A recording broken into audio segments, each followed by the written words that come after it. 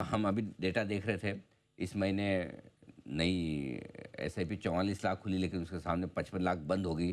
अब कोई भी कारण से हो रही हो, चाहे मैच्योर हो गई हो या लोगों को प्रॉफिट बुक करना हो, बंद तो हो रही है। तो एसआईपी इन्वेस्टर्स के लिए इस तरह का मार्केट कितना बंद करने के लिए आज से सही है, गलत है और क्या करना चाहिए? एक्चुअली एसआईपी इन्वेस्टर के लिए तो ये बहुत सही मार्केट है, क्योंकि आप एसआईपी में क्या करते हैं, हर महीने किसी म्यूचुअल फंड के यूनिट कलेक्ट करते हैं। जब बाजार गिरता है तो आप सस्ते दामों पे यूनिट कलेक्ट करते हैं। अगर आप एसआईपी इन्वेस्टर हैं और मार्केट वन वे डायरेक्शन में बढ़ रहा है तो एक्चुअली एसआईपी करने का बहुत फायदा नहीं है, क्योंकि आप चढ़ते हुए यूनिट्स में पैसे ले रहे हैं। आपकी एसआईपी तो गिरते हुए मार्केट में उनका रिटर्न बेटर होता है। और बस एसआईपी इन्वेस्टर्स की एक एडवाइस है कि आप गिरते हुए मार्केट में एसआईपी मत बंद करें। इनफैक्ट हमारी कंपनी ने कुछ डेटा पब्लिश किया है कि अगर आप गिरते हुए मार्केट में एसआईपी शुरू करें या बढ़ाएं, तो जब रिकवरी होगी तो आपकी रिकवरी ज्यादा तेज होगी versus someone who does a lump sum.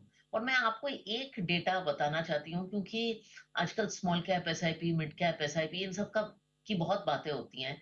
तो हमने अपना मिड कैप फंड नवंबर 2007 में लॉन्च किया था, अनिल जी, और आपको याद होगा उसके बाद 2008 का क्रैश था। मैंने देखा मिनिमम एसआईपी रिटर्न मिनिमम 10 साल का उस फंड में सबसे बदतर 9% था। ये बुरा नंबर नहीं है। तो एसआईपी लंबे समय का खेल है। अगर आप लंबे समय तक डटे रहेंगे तो आप पैसे बनाएंगे। बिल्कुल ठीक बात है, एसआईपी लंबे समय पर बने रहें। 10 साल में अगर 9% का रिटर्न सबसे खराब हो तो बेहतर, तो और भी बेहतर हो सकता है। लेकिन क्या यही सही समय है जब एसआईपी स्टेप अप की जाए और बढ़ाई जाए? अगर कुछ ना करो तो बंद मत करो, अगर कर सकते हो तो बिल्कुल स्टेप अप करो।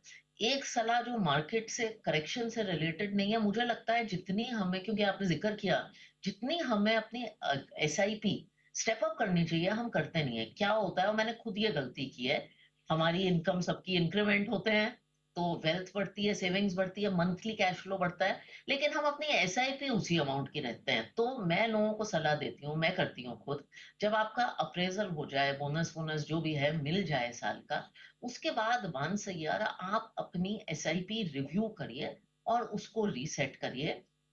टारगेट करिए कि अपनी पोस्ट टैक्स सैलरी का एसआईपी में सबसे ज्यादा अमाउंट आप कितना दे सकते हैं।